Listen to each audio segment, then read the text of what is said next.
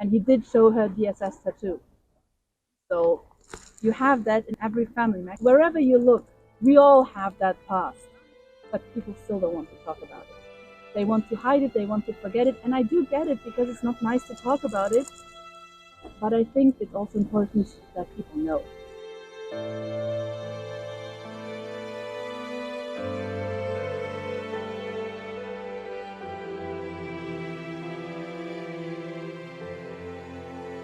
Around us, this is the International Monument.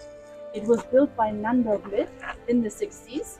And behind me, that part, what do you see? Oh, yes. That part is literally called Bodies in the Barbed Wire. So that's what you see. And maybe you've noticed that it's come down. This is the lowest point in the whole memorial area. This is to symbolize absolute rock bottom for all of the prisoners. That's the lowest point. There's only one way. Only ways up. It doesn't get lower than here. So all of this is a symbol for the prisoners. All of the triangles and the stars and the colors and the bars. And then we have something interesting. Empty one.